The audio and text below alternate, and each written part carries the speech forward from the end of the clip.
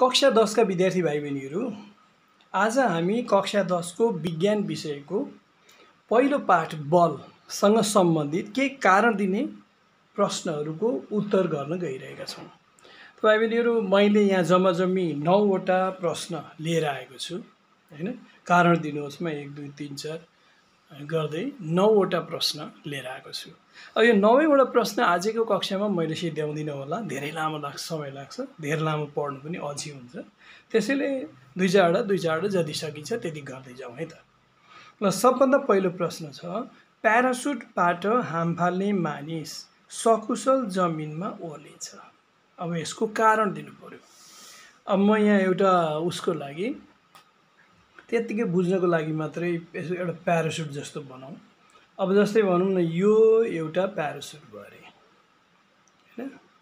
अनि अब यो प्यारासुट त फेरि यो मैले बुझाउनको लागि मात्रै बनाएको, तिमीहरूले परीक्षामा यो प्रश्नको उत्तर दिँदा फेरि प्यारासुट बनाउनु पर्ने चाहिँ होइन नि। अब प्यारासुटको धागोहरू बनायौँ। अब यहाँनिर अब एउटा मान्छे पनि बनाइदिउँ, तर फेरि अब यो राम्रो मान्छे बनाउनु पर्ने भन्ने होइन। अब यसले यहाँ समाएर हाम फाल्छ भनौँ।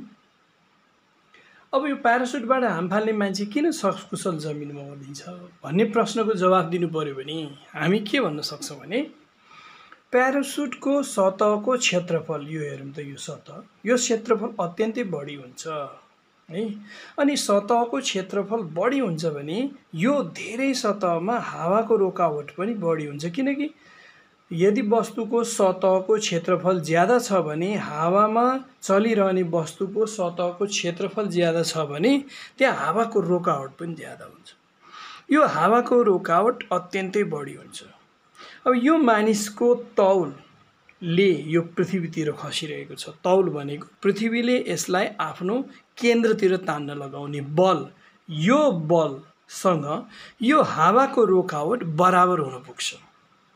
जब पृथ्वीको यो मानिसलाई आफ्नो केन्द्रतिर तान्ने बल र यो प्यारासुटमा पर्ने हावाको रोकावट बराबर हुन्छ, एउटा तलतिर लाग्ने फोर्स, एउटा रेसिस्टेन्स फोर्स मासतिर लाग्ने, यी दुईटा बराबर भएपछि अब यो मानिस कसरी खस्छ भन्दा, यदि बल तलतिर लागिरहेको अवस्था थियो भने हरेक सेकेन्ड यसको गति बढ्दै जान्थ्यो, प्रवेग उत्पन्न हुन्थ्यो, ग्राममा गएर बजारिन्थ्यो। तर तान्ने बललाई रोकावटले निस्तेज पारेको हुनाले, निष्क्रिय बनाइदिएको हुनाले अब बल नलागिरहेको अवस्था छ। यहाँ ग्राभिटी फोर्स यसमा नलागिरहेको अवस्था छ। त्यस्तो बेलामा प्रवेग उत्पन्न हुँदैन र यो मानिस समान गतिले खस्दछ। समान गतिले खस्दछ र समान गतिले खसिरहेको वस्तु को चाल चाहिँ कम हुन्छ। यो सुरक्षित ढङ्गले जमिनमा खस्न सक्छ। समान गतिले चलेको हुनाले सुरक्षित जमिनमा खस्छ, बजारिँदैन। यसरी यसको आन्सर गर्ने। अब दोस्रो प्रश्न के थियो भने, वस्तुको तौल पहाडको फेदमा भन्दा टुप्पामा कम हुन्छ किन भन्ने कुरा हो। फेदमा भन्दा टुप्पामा कम हुन्छ। अब यो पहाडको फेद र टुप्पा अलिकति बनाइहालौँ है त। यहाँ जस्तै भनौँ न, यो पृथ्वीको सतह छ भने यहाँ कहीँ पहाड छ भने, अब यो पृथ्वीको केन्द्रदेखि पहाडको टुप्पासम्मको यो पृथ्वीको अर्धव्यास धेरै हुन्छ, जबकि यो पहाडको फेदसम्मको यो अर्धव्यास चाहिँ कम हुन्छ हैन। अनि अब यो पहिले बुझिराख्नु पर्ने कुरा।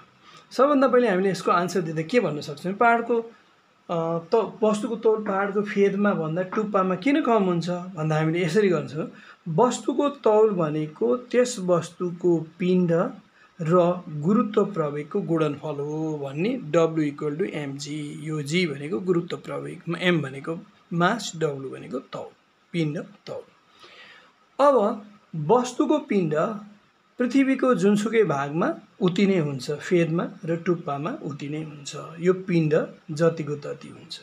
तर गुरुत्व प्रवेग पृथ्वीको अर्धव्यासको वर्गसँग व्युत्क्रमानुपाती हुन्छ भन्ने। अनि यो लेख्न सकिन्छ सिम्बोटिकल्ली। अर्धव्यास बढी भएको ठाउँमा जी को मान के हुने भयो, कम हुने भयो। अनि अर्धव्यास कम भएको ठाउँमा जीको मान चाहिँ बढी हुने भयो। यो कुरा त हामीलाई पहिलेदेखि नै थाहा छ। त्यसैले पहाडको फेदमा बढी जी, धेरै जी र पिण्डको गुणनफल अर्थात् वस्तुको तौल पनि बढी हुन्छ, जबकि पहाडको टुप्पामा जीको मान कम भएकोले थोरै जी र पिण्ड को गुणनफल अर्थात् वस्तुको तौल पहाडको टुप्पामा कम हुन्छ भनेर यसरी आन्सर दिने।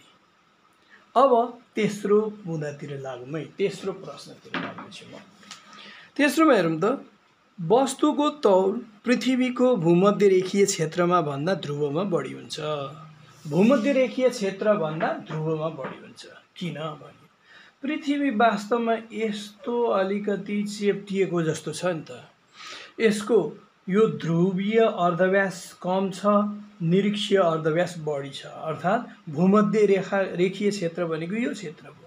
भूमध्यरेखीय क्षेत्रमा पृथ्वीको अर्धव्यास लामो र ध्रुवमा कम, यो उत्तरी ध्रुव, यो दक्षिणी ध्रुव। अब प्रश्न के, वस्तुको तौल पृथ्वीको भूमध्यरेखीय क्षेत्रमा भन्दा ध्रुवमा बढी हुन्छ किन भन्दा अघिकै तरिकाले हामी उत्तर लेख्न सक्छौँ है। तरिका के बताउने भने वस्तुको तौल भनेको त्यसको पिण्ड र गुरुत्व प्रवेगको गुणनफल हो भन्ने, W = mg लेख्ने।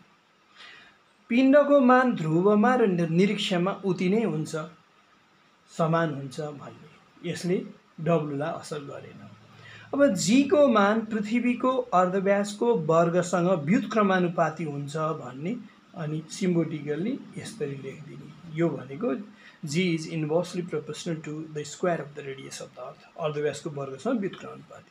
मतलब पृथ्वीको अर्धव्यास ध्रुवमा छोटो भएकोले यहाँ जीको मान बढी हुन्छ, जी बढी हुन्छ, र यहाँ अर्धव्यास चाहिँ भूमध्यरेखीय क्षेत्रमा धेरै भएकोले गर्दा जीको मान कम हुन्छ किनभने व्युत्क्रमानुपाती छ, एउटा बढ्दा अर्को घट्ने।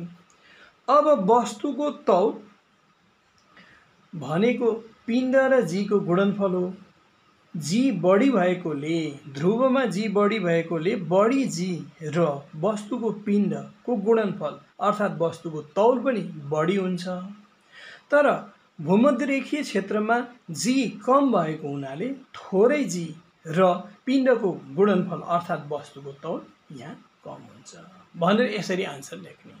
त भाइ बहिनीहरू, मैले यो लगातार यो प्रश्नको उत्तरहरू गर्दैछु। यहाँ अहिले हामीले 3वटासम्म 1, 2 र 3वटा भ्यायौँ। अरू बाँकी हामी अर्को क्लासमा गर्नेछौँ। आजलाई यति नै।